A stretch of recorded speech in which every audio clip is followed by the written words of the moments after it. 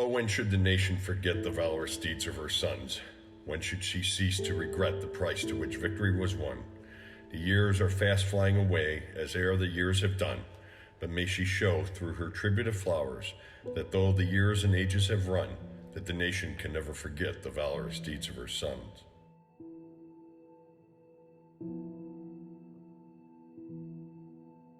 Memorial Day is a national day of remembrance where we, as a nation, set aside time to recognize and honor those who made the supreme sacrifice in service to their country. However, the origins of Memorial Day are nuanced. Throughout American history, traditions of honoring the dead through the decoration of their graves have taken many forms. One such tradition began in the South during the Civil War.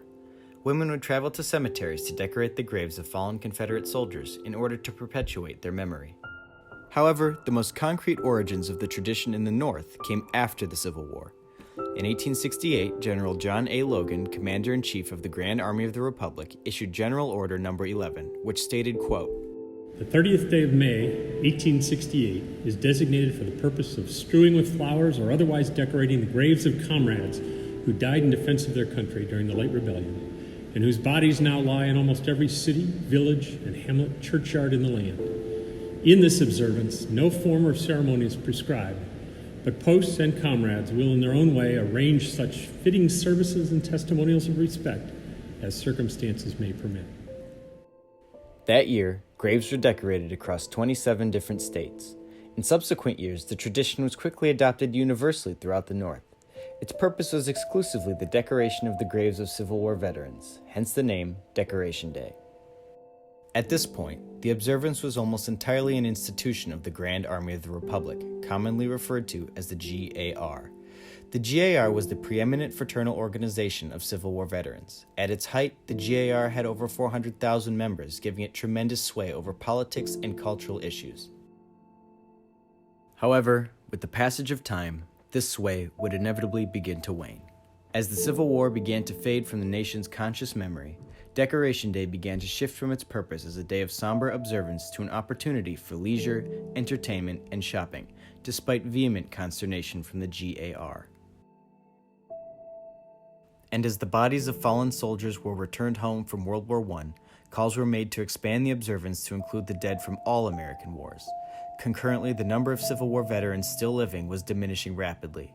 After World War II, Memorial Day unofficially replaced Decoration Day as the colloquial name for the observance. Since its inception, the tradition was observed every year on May 30th.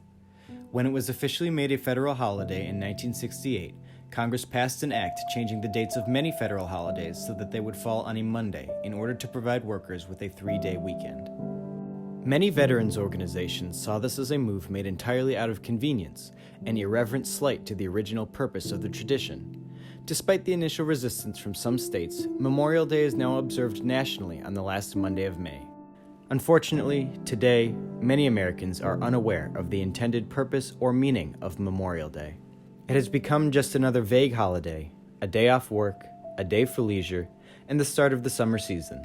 Yet, Memorial Day provides us as a nation with an invaluable opportunity to reflect on the hundreds of thousands of Americans who, throughout the decades, made the ultimate sacrifice in order to preserve the freedoms and privileges we, as a country, continue to enjoy today. The purpose of Memorial Day is profoundly illustrated by Civil War veteran and Associate Supreme Court Justice Oliver Wendell Holmes Jr., who, speaking at a Decoration Day observance in 1884, said, quote, "While we can hardly share the emotions that make this day to us the most sacred day of the year and embody them in ceremonial pomp, without in some degree imparting them to those who come after us, I believe from the bottom of my heart that our memorial halls and statues and tablets, the tattered flags of our regiments gathered in the state houses, are worth more to our young men by way of inspiration than the monuments of another 100 years of peaceful life.